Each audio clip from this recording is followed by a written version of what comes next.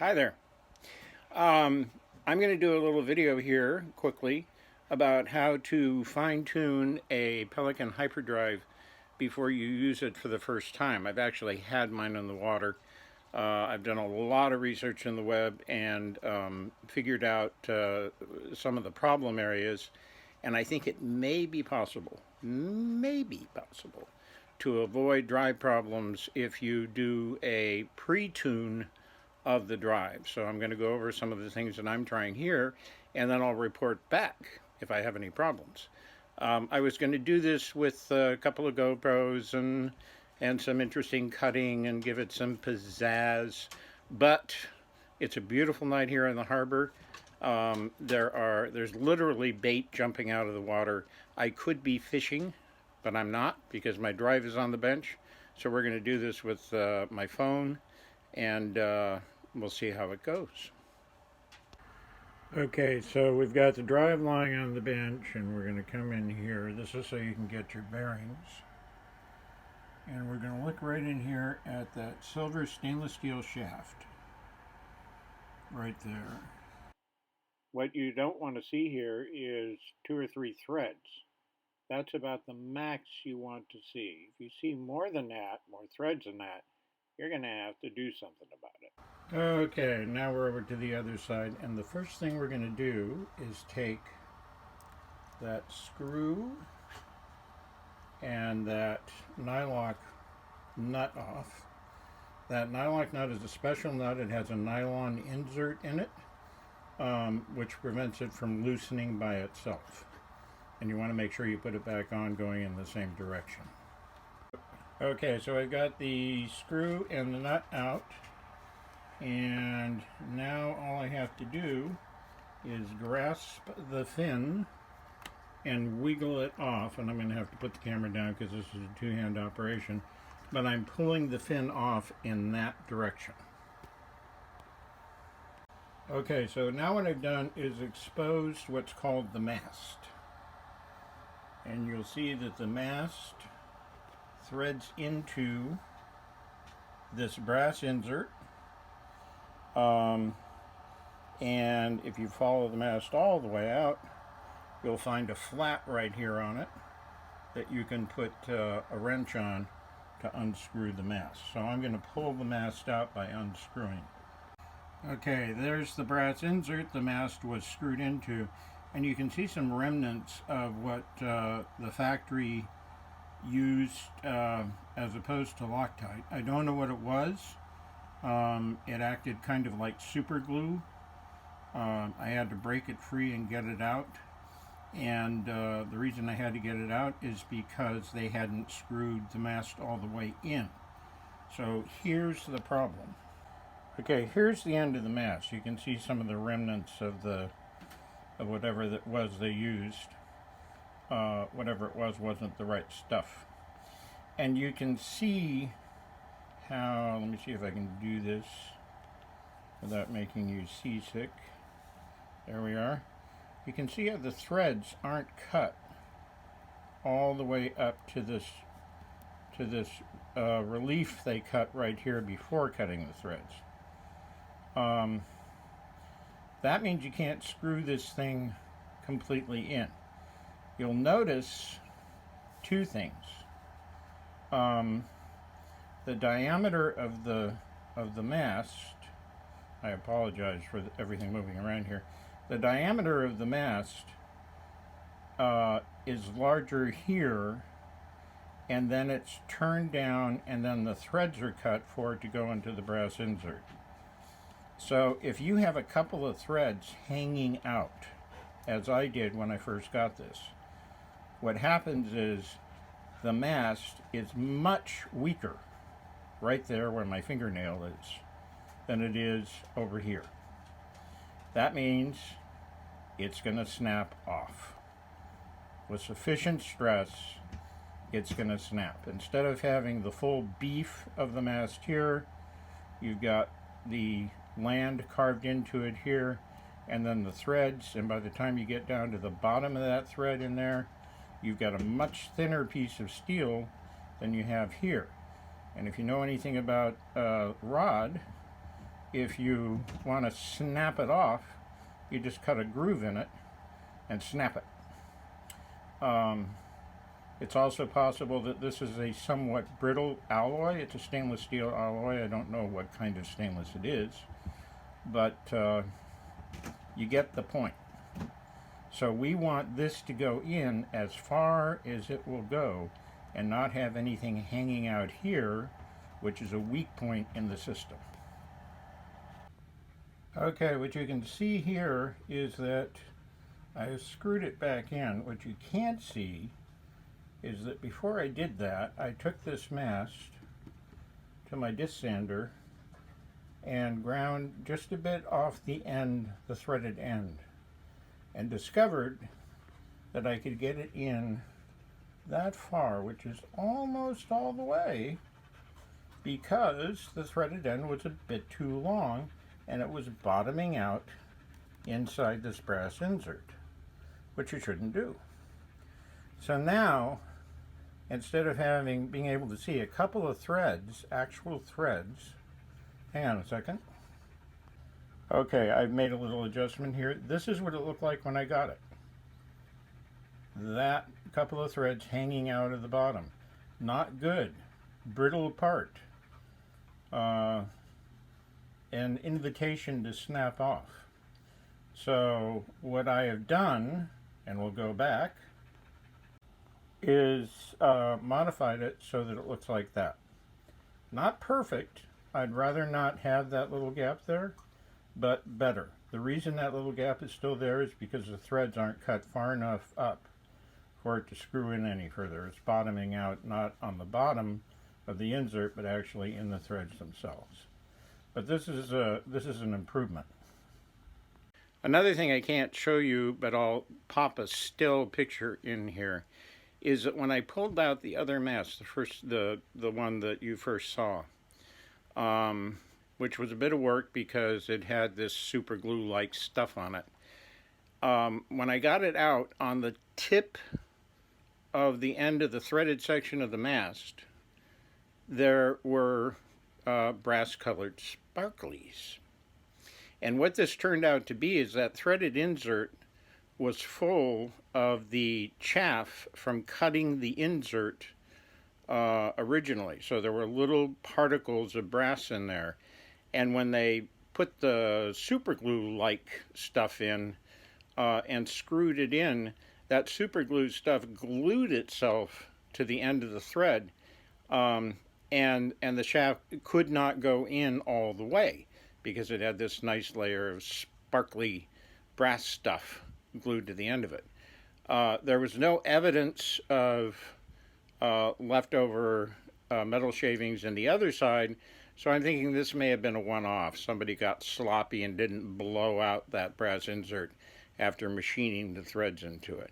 But it was definitely a problem because there were like 3 or 4 threads hanging out on that side, and no matter how you tightened it, you weren't going to get rid of those.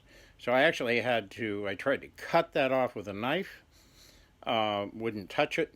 I had to grind it off, and then I actually had to chase the threads with a thread file, because even wire brushing it on a motorized wire brush wouldn't clean the gunk out between the threads. It's really, whatever they used, it was nasty. Okay, next we're going to take a look at the famous cables and nuts on these drives. I have already loosened mine to some degree. Now, it's important to note that you'll note from the date in this video that this kayak was purchased after a lot of people had problems with drives. The recall on the rudder mount rivets was done on this kayak, meaning that I'm assuming was done in the factory. So in theory, this drive would be adjusted. It was way tight. And here's the problem. These right here, these cables, tension this chain over this plastic sprocket. If these are too tight, it's going to put undue stress and completely unnecessary stress on this plastic sprocket, and it's going to break.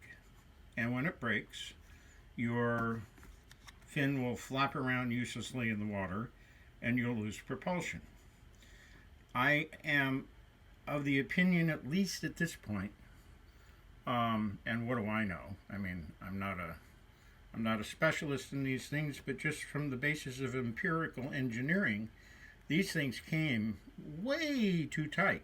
Not only that, it made the drive harder to use. Now, in Pelican's own video, they say some resistance in the drive makes it work better. I don't buy that. You're using 2 feet. 1 foot is returning as 1 foot is pushing, and that should be resistance enough to keep your feet working synchronously. So I've loosened these up, as I said, and I think they're still too tight. Those are really tight. So I'm going to try an experiment here, and then we'll come back. Okay, I can't show you right now. I will in a future video. I have loosened these things up dramatically from where they came from the factory. There is no way that this chain is going to come off of this sprocket in operation. This thing is very smooth now. There is no backlash. It's not as if loosening it up has caused some loss of efficiency because it's introduced a space where nothing is happening. So I would say, you can be your own judge, but I would say, you can see I'm using my finger here. Let's get in close.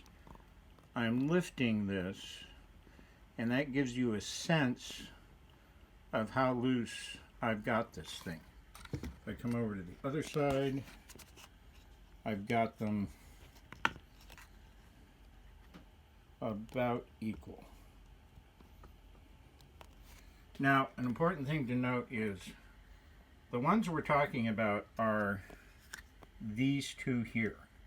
This cable synchronizes one side with the other, and if you flop it over, this cable goes up and over this idler pulley here to the other side and down to here. So it doesn't have anything to do with the chains. This one needs to be tight enough to keep it from falling off the idler pulley and not too loose, because then you are wasting some energy when you're pedaling if this thing is too loose. So these should be tensioned differently. This one is a different animal than these two. So I'm actually going to put this in the boat now and give it a whirl, and I'll report back on how it does. One other thing I wanted to say while here is people have suggested using Loctite on the masts because they loosen up. I'm not going to use Loctite, at least for a while, because I'm going to run this thing and see what happens and see if they actually do loosen up. And just as an experiment. It's really easy when you take this thing out of the boat to just look down into these gaps on both fins and see if there's any more thread showing. What's not so easy is to see if this is loosened up or there is a problematic screw right here.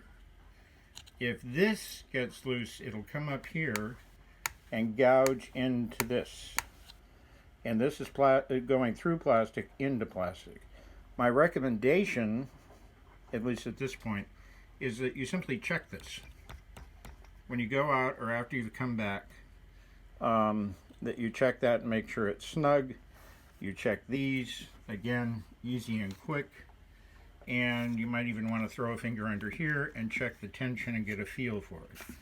You can see some stuff on here. What I've done is I've sprayed this whole area with a product called T9, I think, which is an anti-corrosion boat thing. I'm a boat guy, so I use stuff like that. Which ought to also lubricate things a little bit. I really layered it on the chain. You don't need a lot of lubrication on the chain and the sprocket, but you do need lubrication on the links of the chain, where these little metal parts swivel as it goes around the side. So there you have it. So I'm going to leave you with a conclusion. It's a working conclusion.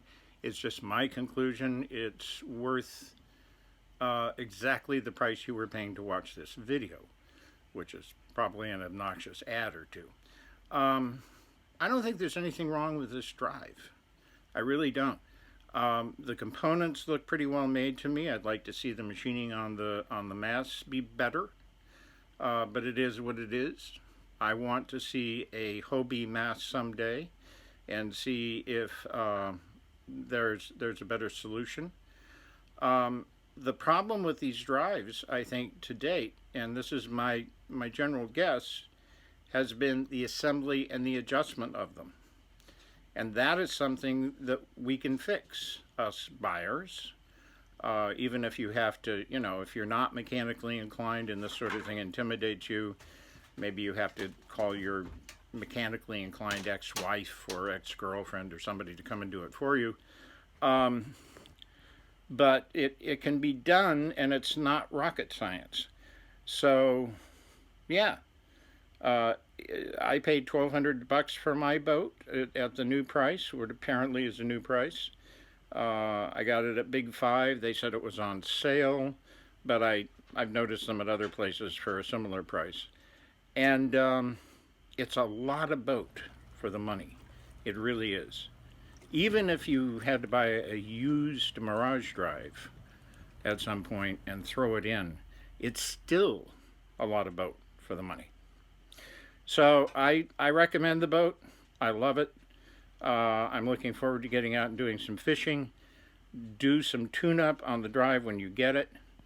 And I think you'll probably be happy. I'm going to be surprised if my drive breaks. And I will be the first to come back here and tell you about it if it does, and eat crow. Bye.